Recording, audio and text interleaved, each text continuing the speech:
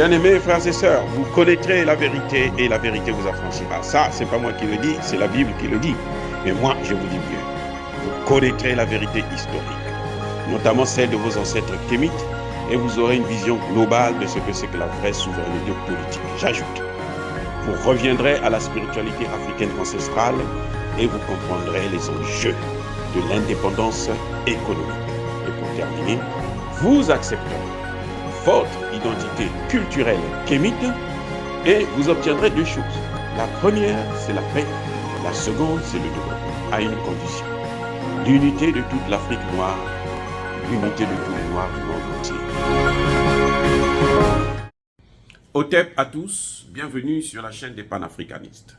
Par essence, par conviction et par excellence.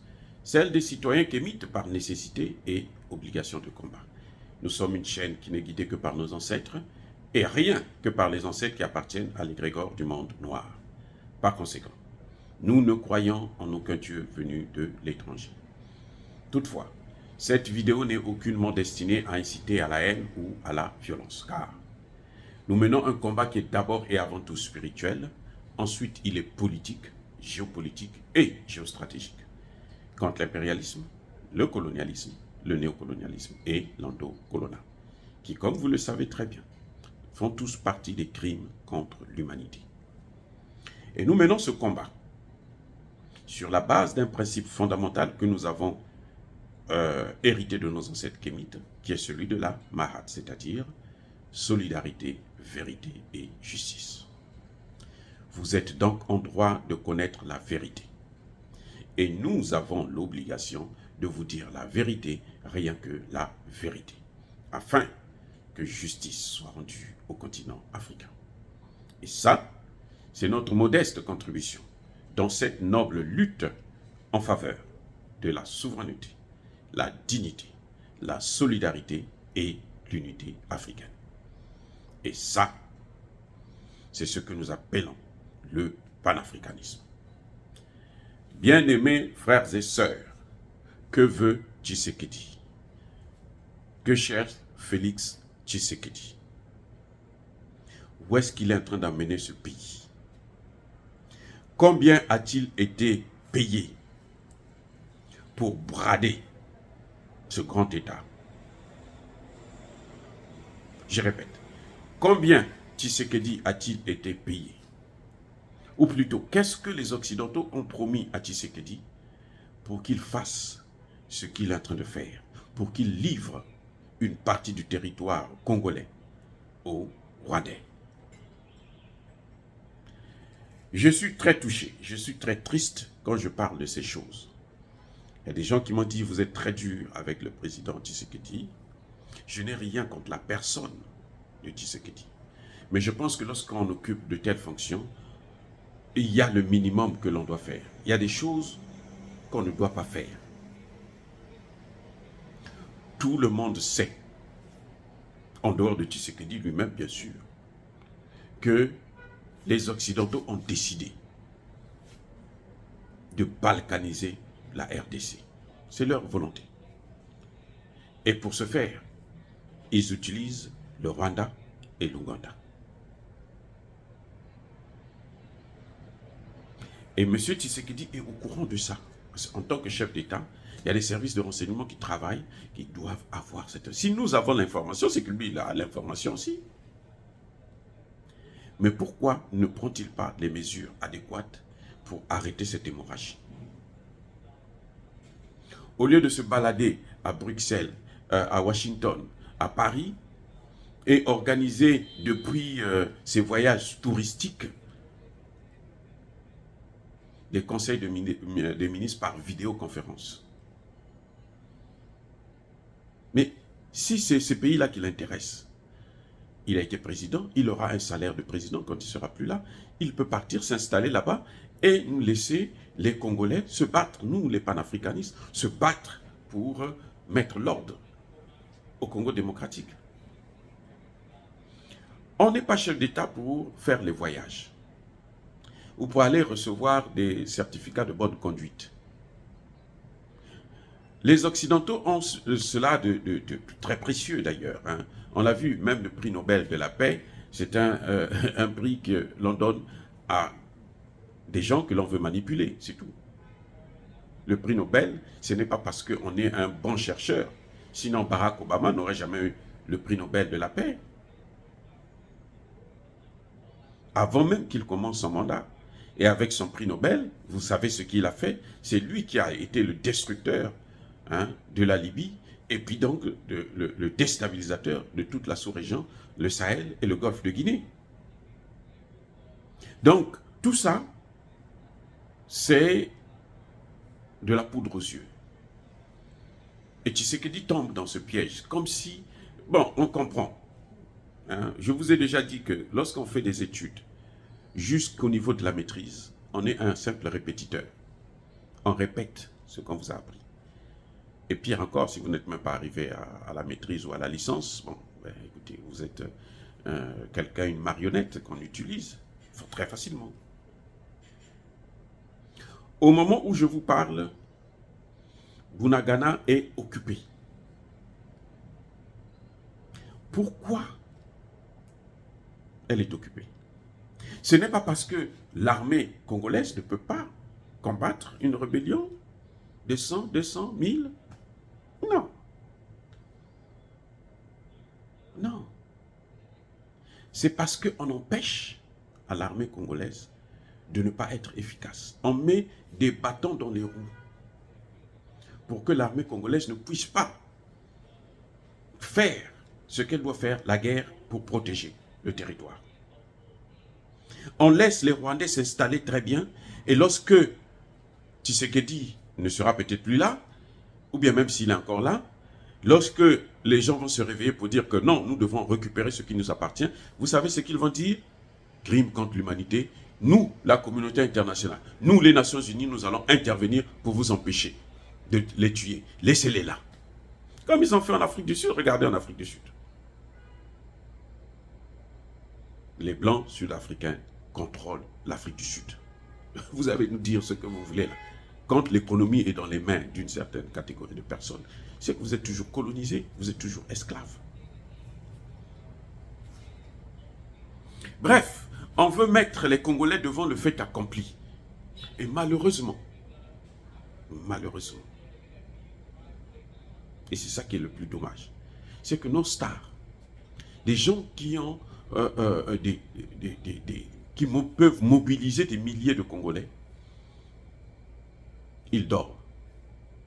Ils font la musique, ils dansent. Maintenant, ce qu'ils font, c'est qu'ils prennent même des enfants de 10 ans, on les amène au plateau, on leur apprend à danser et tout, au lieu de les envoyer à l'école, aller étudier. Ils dansent. C'est le sexe, c'est la boisson, c'est... Imaginez-vous. Maintenant, ils sont dans une nouvelle danse là, bloquée, je crois, de Fally Ipupa. Vous voyez des petits-enfants dans le clip, ils sont en train de danser. Voilà, c'est ça que les gens font. C'est pour ça qu'il y en a un personnage qui disait que le Zaïre, à l'époque, est un grand bar où chacun joue sa propre musique. Donc, pendant que les Rwandais sont en train d'occuper le terrain, à Kinshasa, on est en train de danser. Parce qu'on se dit, ça se passe à 2000 km d'ici, on s'en fout, c'est pas grave. Nous ici, nous vivons, nous avons l'argent. Les députés, sénateurs, ils ont de gros salaires, ils ont des voitures, ils ont tout. Ils sont là, c'est la fête, la grande fête. Mais ce que vous oubliez, mes chers frères et sœurs du Congo démocratique, ce que vous oubliez, pour déstabiliser Mobutu, ça n'a pas commencé à Kinshasa. Ça a commencé aussi à 2000 km. Et en moins d'1 an, c'est arrivé à Kinshasa. Et Mobutu a fui. Et c'est ce qui a causé d'ailleurs sa perte. Il pouvait encore vivre. On pouvait le soigner et puis vivre encore plus longtemps. Oh, bien-aimés frères et sœurs, réveillez-vous. Réveillez-vous. Si vous continuez à cette allure-là, vous allez vous réveiller. Avec un président qui, malheureusement, il va peut-être vous fuir, aller en Occident, et on va lui promettre tout, monts et merveilles. On lui a déjà donné des certificats de bonne conduite, de bon démocrate, de ceci, de cela. Alors que ce que nous voulons, c'est faire la guerre contre les assaillants. L'armée congolaise est capable de bouter tous ces rebelles-là hors du territoire. Il lui faut seulement l'équipement. Je répète, l'armée congolaise est capable de bouter tout ce monde-là hors du territoire. Il lui faut seulement l'équipement et le renseignement. Vous vous rendez compte qu'il y a des rebelles qui ont même des drones. Les militaires congolais ne savent pas ce que c'est.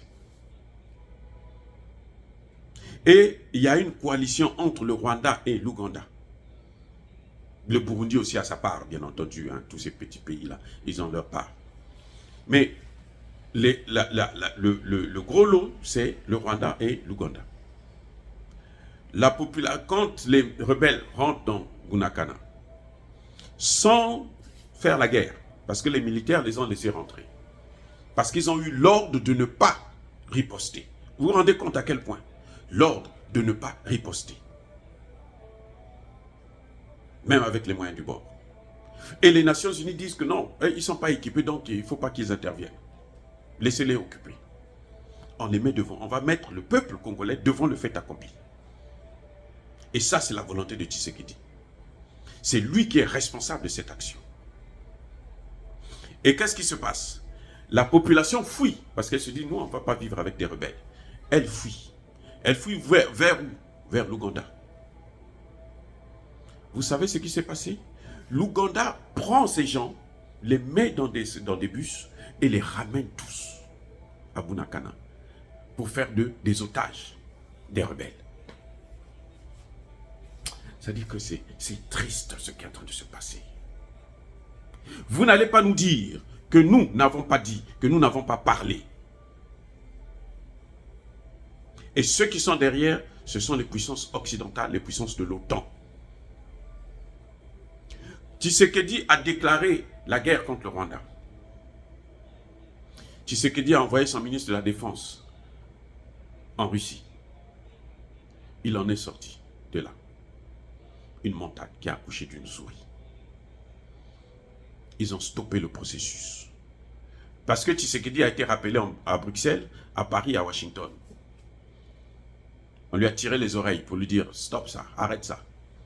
Tu ne dois pas équiper cette armée, tu dois seulement subir. Voici ta part. » Parce que quand c'est comme ça, il a sa part.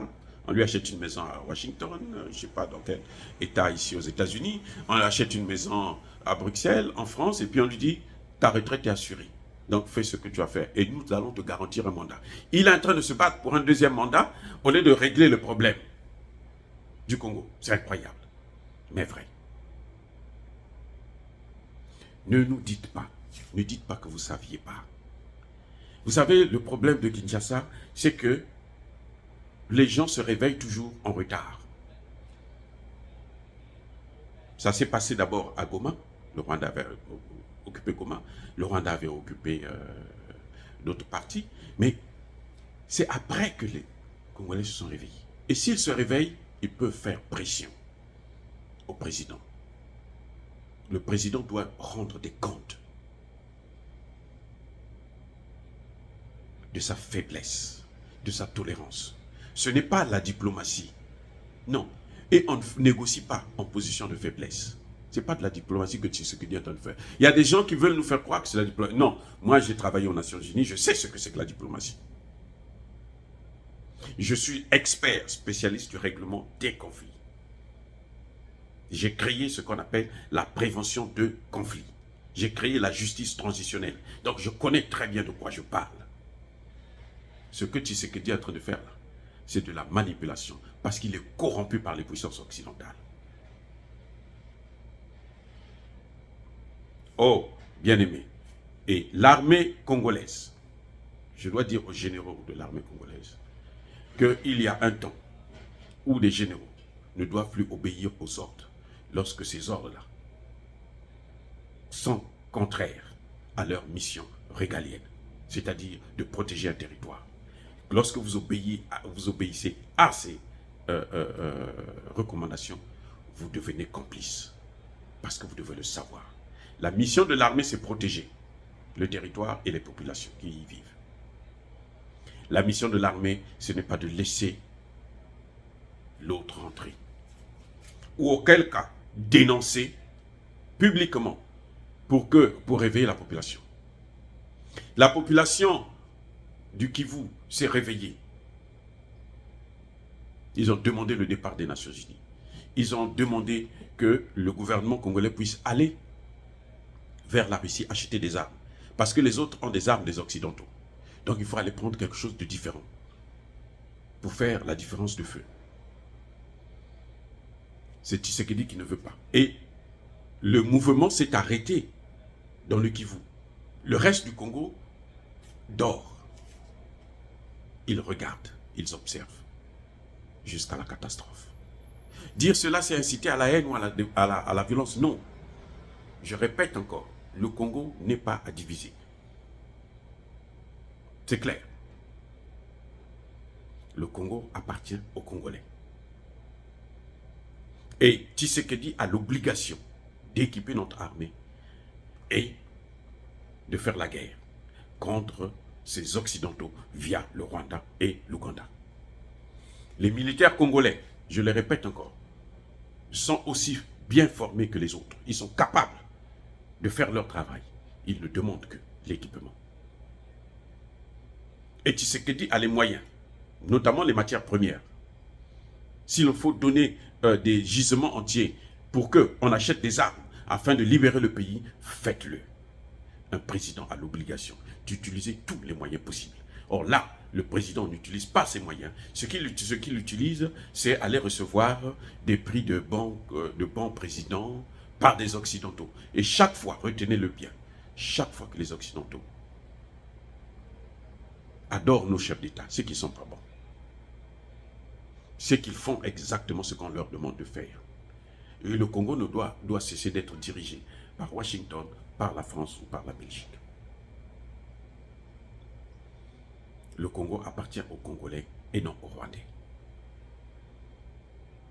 Oh, bien-aimés frères et sœurs, avant de vous quitter, je persiste et je signe, soyez bénis par le Dieu des Kémites.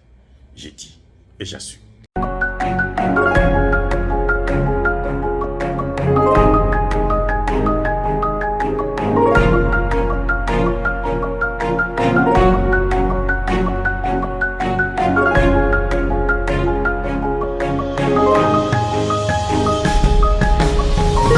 Eux, ils marchent par la foi et non par la vue. Mais moi, je vous conseille vivement de marcher par la connaissance scientifique et historique, notamment celle de nos ancêtres kémites, par les 5 sens et par l'intelligence. À vous, à Pierre.